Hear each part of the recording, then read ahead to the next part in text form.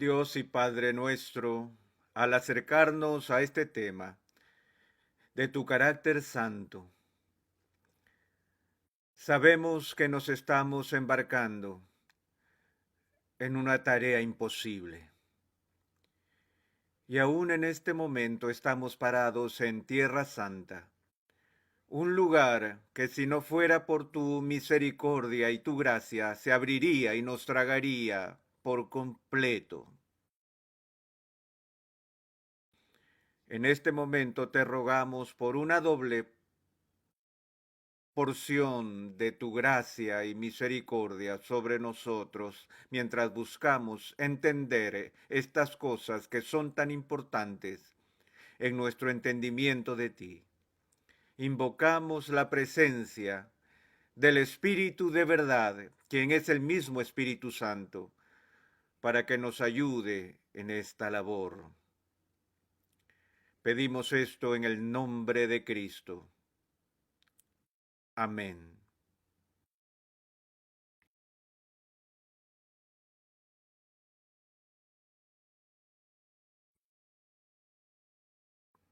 Era una tarde de otoño en mi último año en el Seminario Teológico de Pittsburgh. Y recuerdo con claridad que estaba estudiando por mi cuenta en la biblioteca.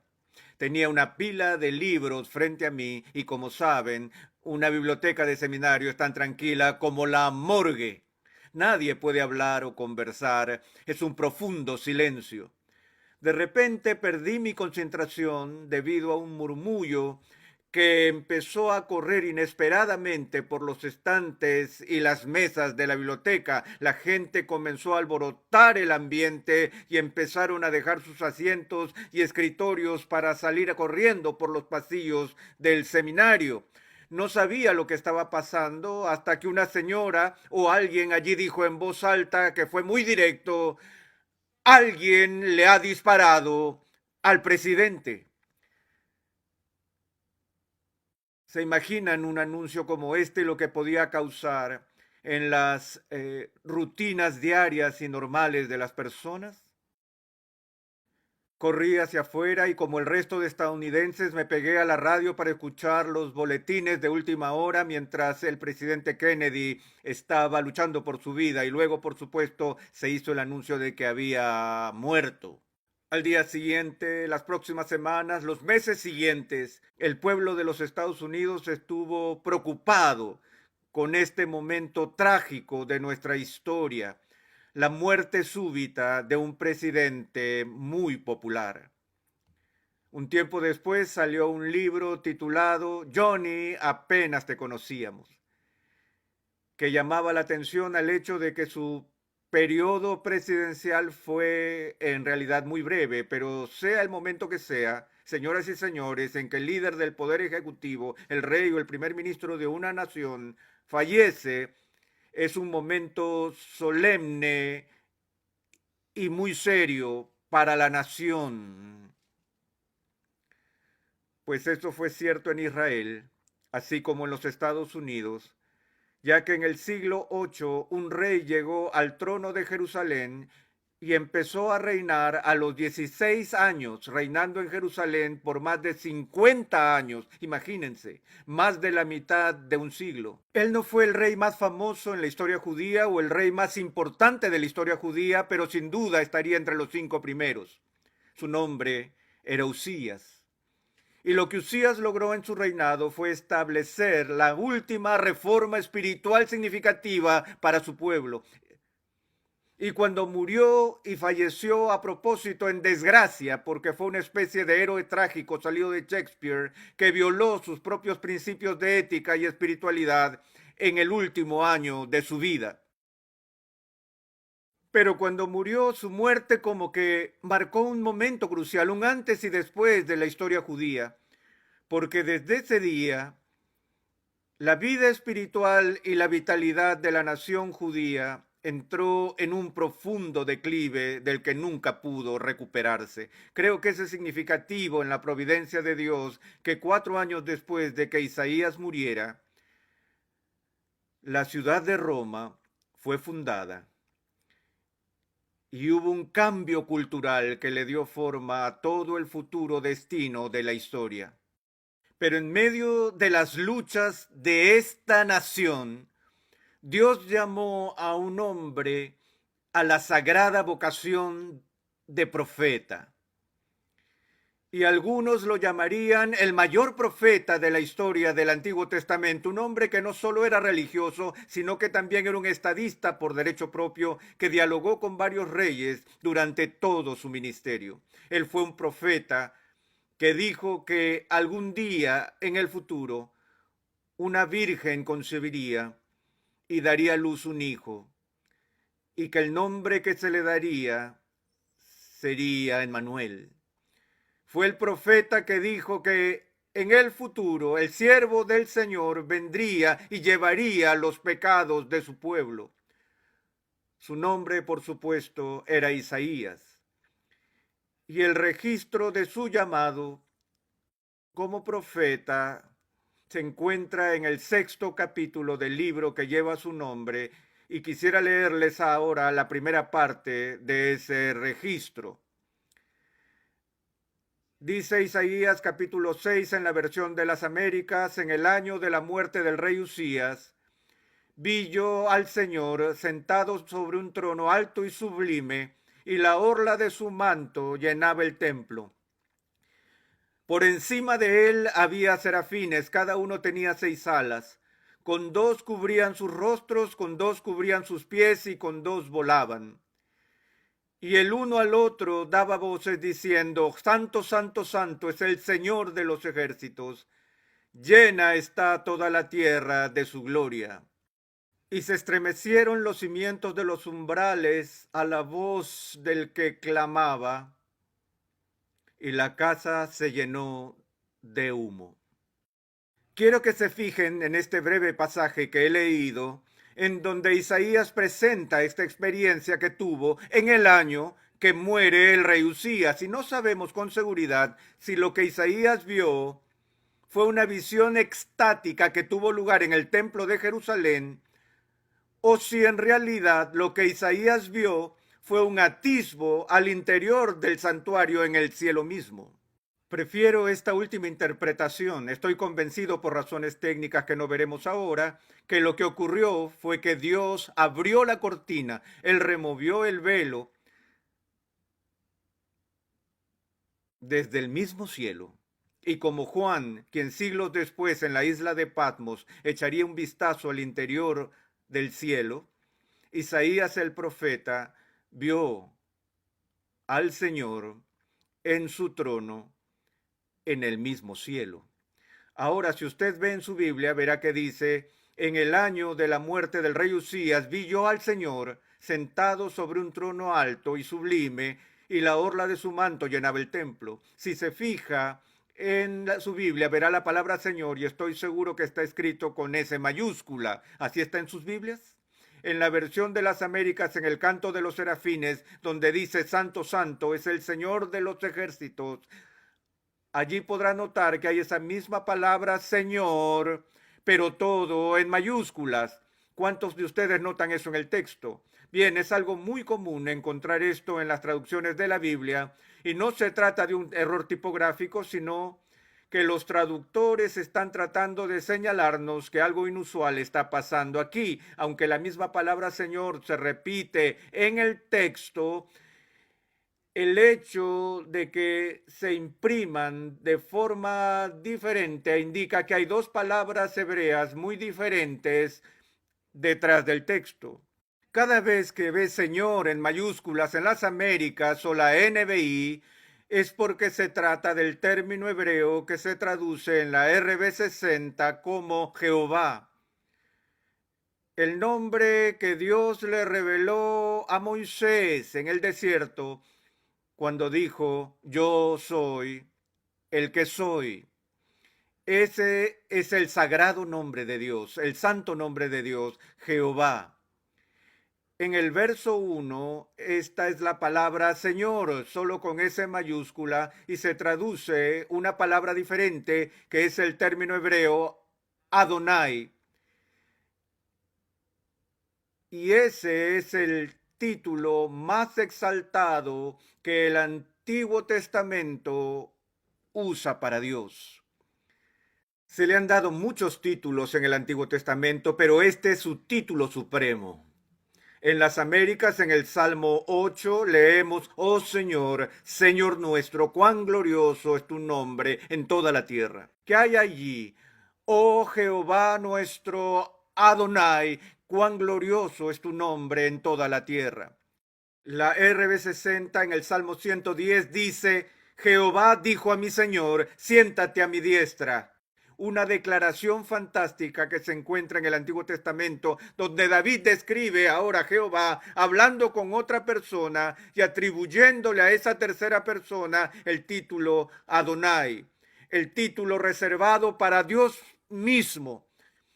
No es casualidad, señoras y señores, que el versículo más citado y aludido del Antiguo Testamento en el Nuevo Testamento sea el Salmo 110, donde Pablo dice que a Jesús se le dio un nombre que es sobre todo nombre, el título Señor, Adonai, el nombre que originalmente le pertenece a Dios y solo a Dios. Ahora, el significado del término Adonai simplemente es el soberano. ¿Y ve lo que acaba de pasar? El rey está muerto. Es un tiempo de incertidumbre y duelo en la tierra y en el pueblo judío. E Isaías viene en nombre de su pueblo y mira y contempla con atención al interior del mismo cielo y no ve a Usías, ni tampoco a Ezequías, ni al mismo David. Él ve a Adonai, el soberano supremo, coronado en el cielo. Estoy personalmente convencido que lo que está teniendo es una visión preencarnada de la coronación de Cristo mismo en su completa majestad. Él dijo: vi yo al Señor sentado sobre un trono alto y sublime, y la orla de su manto llenaba el templo. Me encanta esa frase: la orla de su manto llenaba el templo. Deben saber que en la antigüedad el ropaje de los monarcas era una medida de su prestigio. El protocolo internacional reconocería los distintos niveles de su magnificencia en sus ropajes. Si un rey vestía armiño, ya era increíble. Si usaba piel de marta, era aún mejor. La piel de bisón era como de segunda o tercera categoría. Y quienes vestían túnicas de tela simple tenían que sentarse atrás durante las reuniones de los reyes. Recuerdo haber visto una de las primeras emisiones de televisión internacionales que se hicieron en los Estados Unidos. Fue la transmisión de la coronación de la reina Isabel. Y los comentaristas hablaban mucho acerca de la pompa y el ceremonial que solo los británicos podían dar a tal celebración y la magnificencia de sus ropajes. Cuando se aproximó al trono en Westminster, antes de que ella fuera al palacio de Buckingham, había varios pajes que tenían que levantar la cola y la orla de su vestido mientras hacía su entrada a la abadía, porque ese traje seguía tras ella varios metros detrás mientras iba caminando.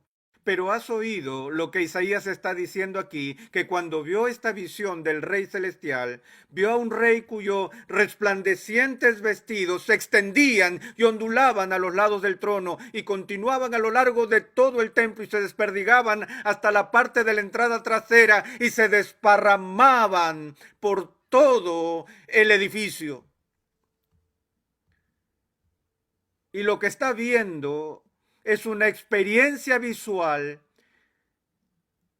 de la majestad divina que está enfocada en la magnificencia del ropaje. Y luego dice que por encima del trono de Jehová y Adonai, el Señor, habían serafines. Cada uno tenía 6 alas.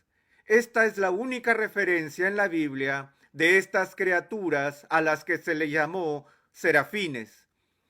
Algunos han tratado de identificarlos con los querubines, pero creo que ya que la Biblia los distingue, necesitamos también distinguirlos. Sabemos muy poco de ellos, excepto que son parte de las huestes celestiales, esos seres que fueron creados especialmente por Dios para servirle día y noche en su presencia inmediata. Y si leemos la descripción que Isaías da de ellos, pareciera como si tuvieran una apariencia extraña, pues se nos dice que tenían 6 alas. Déjenme detenerme aquí por un segundo y hacer un comentario. Cuando Dios crea criaturas, Él lo hace con una cierta economía creativa. Él nunca desperdicia material. Él tiene una increíble y extraordinaria habilidad para crear. Lo hace de una manera tal que sea adaptable y adecuada para su entorno. Dios hace los peces con agallas y aletas porque su hábitat natural es el agua. Él hace las aves con alas y plumas porque su medio ambiente será en el aire. Y así cuando Él crea seres angelicales, cuya tarea y función específica en la creación es ministrarle en su inmediata presencia, los crea de tal forma para que sean aptos en ese ambiente. Por lo tanto, se nos dice que se les da 2 pares adicionales de alas y con 2 cubrían su rostro. Piensen que estos seres angelicales ministran a diario sin ningún velo en la presencia inmediata del Dios Todopoderoso, cuya gloria es tan refulgente, tan penetrante, que incluso los ángeles deben protegerse de mirar directamente a su rostro. Recuerden la historia en el libro del Éxodo, cuando Moisés, representando al pueblo de Dios, fue convocado por Jehová al Sinaí para recibir la ley de Dios. Sabes que Moisés subió al monte en medio de las nubes y fue como si fuera tragado por esa montaña. El pueblo estaba esperando día tras día, estaban preocupados y llenos de ansiedad, ya que se preguntaban qué es lo que ha pasado a su líder. ¿Habría sido tragado por la ira de Dios en la montaña, así como le pasó a Coré y a su gente en la rebelión? ¿Volverá vivo? ¿Cuál sería el mensaje de Dios que traería si él volviera? Así esperaban, con temor y temblor, por el regreso de Moisés, y mientras Moisés estaba en la montaña, habló con Dios. ¿Recuerdan esta conversación? Si improvisamos un poco, sería algo como esto. Moisés le dijo a Dios: he visto algunas cosas magníficas en mi vida. Me has mostrado la zarza ardiente, he visto las plagas con las que tú devastaste a los egipcios, te vi separar el mar y llevar toda una nación a través de tierra seca. He visto que tú provees de forma milagrosa y sobrenatural desde el cielo para nosotros, pero ahora déjame ver lo mejor, lo más grande. Dios, por favor, déjame ver tu rostro. Dios dijo: Moisés, ya deberías haber aprendido. Sabes que he dicho que ningún ser humano me verá y vivirá. Tú no puedes ver mi rostro, pero esto es lo que haré. Voy a labrar un pequeño hoyo en una roca y te voy a poner en la hendidura de esa roca y entonces te cubriré. Yo voy a pasar y te permitiré ver mi espalda. En hebreo dice las caderas de Jehová, pero mi rostro no se verá. Y así Dios puso a su siervo en la hendidura de la roca y permitió que su gloria pasara.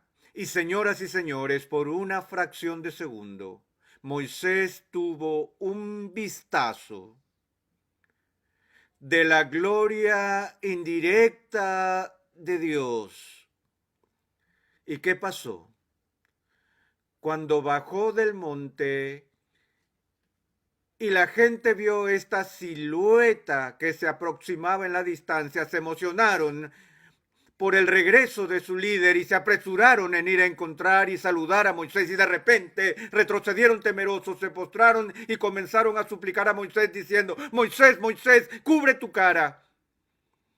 Ellos no podían soportar verle. ¿Por qué? Porque el rostro de Moisés estaba brillando con tal resplandor y tal intensidad que cegaba a la gente.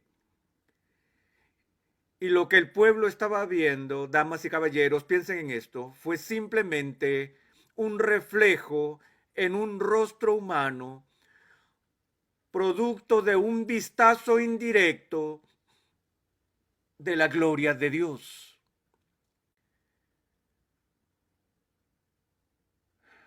Los ángeles mismos deben cubrir sus ojos en su presencia.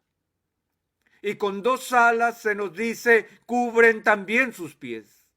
La Biblia no nos explica por qué es necesario que los serafines cubran sus pies. Solo puedo imaginar y me aventuraré a hacer una conjetura con este punto.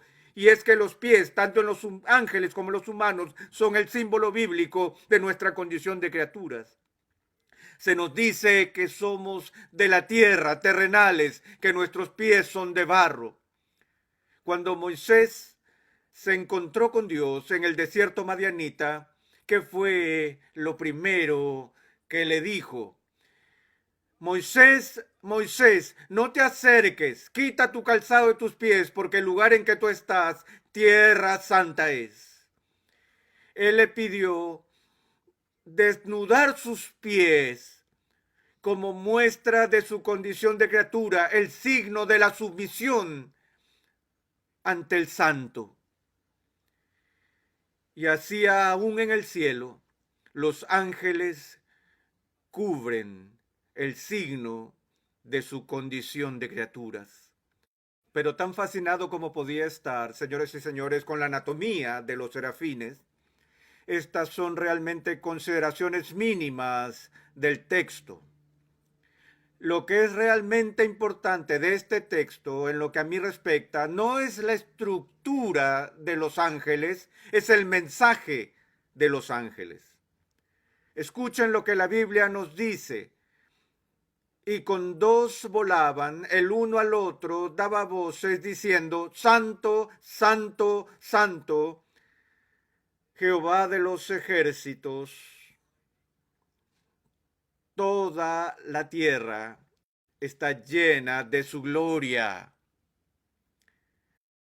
Yo estaba parado por allí antes de que empezáramos esta serie, y los que no están aquí presentes con nosotros se habrán perdido lo que hicimos a modo de introducción. Una de las cosas que este grupo de personas disfrutó fue el canto del himno clásico, Santo, Santo, Santo.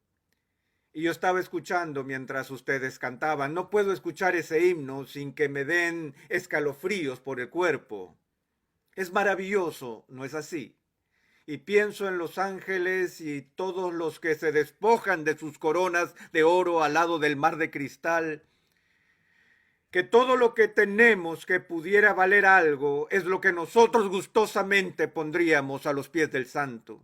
Y como esta iglesia tan triunfalmente, o este himno tan triunfalmente, celebra la majestad de Dios. Pero mientras los escuchaba cantar pensé, aún tan hermoso como suena, imaginen el sonido cantado por un coro de ángeles. Y eso es lo que vio Isaías. Los ejércitos celestiales sobre el trono de Dios, cantando uno al otro una sola palabra en respuesta antifonal, repetida una y otra vez, Santo, Santo, Santo. Es el Señor Todopoderoso. El cielo y la tierra están llenos de su gloria. Ahora, amigos, hay algo aquí en este texto que nosotros como hispanohablantes podemos leer 1000 veces y nunca darnos cuenta. Hay algo muy judío en este texto. En el idioma español, cuando llamamos la atención sobre algo que es muy importante y para darle énfasis, hay diferentes maneras en las que podemos hacerlo por escrito. Podemos subrayar las palabras o ponerlas en cursivas, ponerlas en negritas, poner comillas o corchetes alrededor de ellas o llenarlos de signos de exclamación. Odio los signos de exclamación cuando no hay una exclamación. Incluso mis editores lo hacen, lo encuentro en el borrador final antes de la edición. Voy leyendo y veo que han puesto signos de exclamación en donde no hay exclamaciones. Y por favor, no piensen mal de mí como si no supiera nada sobre signos de exclamación. Ellos lo hacen y me vuelven loco. Pero eso es lo que hacemos con los énfasis. Los judíos hacen lo mismo. Hacen todo eso, subrayar, negrita, cursiva, pero además tenían otra técnica para llamar la atención hacia algo de especial importancia, y era la sencilla técnica de repetición verbal. Creo, por ejemplo, que el apóstol Pablo, cuando le está escribiendo a los Gálatas y les advierte de los peligros de apartarse del evangelio que habían recibido de él, Pablo les dice: mas si aún nosotros o un ángel del cielo os anunciare otro evangelio diferente del que os hemos anunciado, sea este anatema, anatema, que sea maldito. Esa es una fuerte declaración que viene de la pluma del apóstol Pablo, pero él no se detiene allí. De inmediato dice: como antes hemos dicho, también ahora lo repito, si alguno os predica un diferente evangelio del que hemos anunciado, sea anatema. A Jesús le gustaba utilizar esta repetición para enfatizar sus puntos. Recuerde, Jesús era un rabino. Eso significaba que era un teólogo. Él tenía una escuela y tuvo estudiantes llamados discípulos o aprendices que se inscribieron en su escuela. Era un rabino itinerante. Eso quería decir que caminaba por todas partes y mientras andaba, los discípulos literalmente le seguían. Cuando Jesús le dijo: sígueme, él literalmente les pedía: vengan detrás de mí. Y la forma en que lo harían ellos sería así: el maestro daba su lección, les enseñaba mientras caminaba, como en el camino a Emaús o donde fuera, y los discípulos lo seguían por detrás y guardaban en la memoria las cosas que el rabino les enseñaba. Ahora, señoras y señores, cada enseñanza que salió de los labios de Jesucristo era importante. Pero aún nuestro Señor se tomó el tiempo para llamar la atención sobre las cosas que consideraba muy importantes. Y cada vez que llegaba a un punto del que quería asegurarse que sus discípulos nunca olvidarán, él comenzaba sus enseñanzas diciendo dos palabras. Él decía: en verdad os digo. O la más antigua traducción: de cierto, de cierto. En realidad lo que decía era: amén, amén, os digo. Ustedes reconocen esa palabra, llega directamente al español y decimos, todo el pueblo dice que amén. Pero nosotros decimos amén después que el maestro enseña o que el predicador predica. Significa: es verdad, creemos todo eso. Jesús no esperaba que sus discípulos confirmaran la veracidad de lo que estaba diciendo. Él comenzaba su sermón diciendo: amén, amén. Es como cuando el capitán del barco va al intercomunicador y dice: escuchen esto. Les habla el capitán. Cuando Jesús repetía esa palabra, haciéndolo dos veces, estaba subrayando su importancia.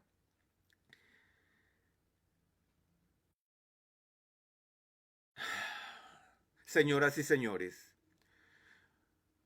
solo hay un atributo de Dios que se eleva al tercer nivel de repetición en las Escrituras. Solo hay una característica del Dios Todopoderoso que se comunica en un nivel superlativo desde la boca de los ángeles. Allí donde la Biblia no dice solo que Dios es santo o que aún Él es santo, santo, sino que Él es santo santo, santo.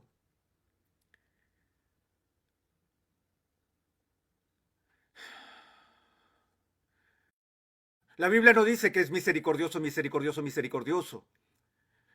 O amor, amor, amor, o justicia, justicia, justicia, o ira, ira, ira, sino que Él es santo, santo, santo. Esta es una dimensión de Dios que absorbe su misma esencia.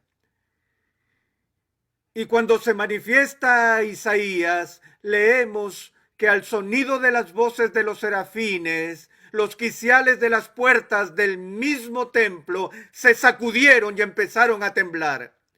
¿Escuchas eso? Partes inanimadas, sin vida, que no entienden, piezas de la creación que en la manifestación de la presencia de la santidad de Dios fueron movidas. ¿Cómo podemos nosotros, hechos a su imagen, ser indiferentes o apáticos ante su majestad? Solo Dios es santo. Y lo que quisiera conseguir con esta serie es tratar de describir lo que eso significa y cuál es la reacción histórica de Isaías y de otras personas cuando aparece el santo. Oremos.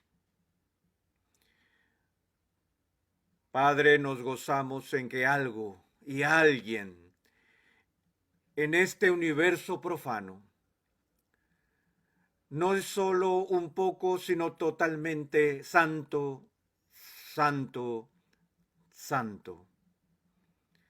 Imparte a nuestros corazones la alegría de los serafines ante tal verdad. Amén.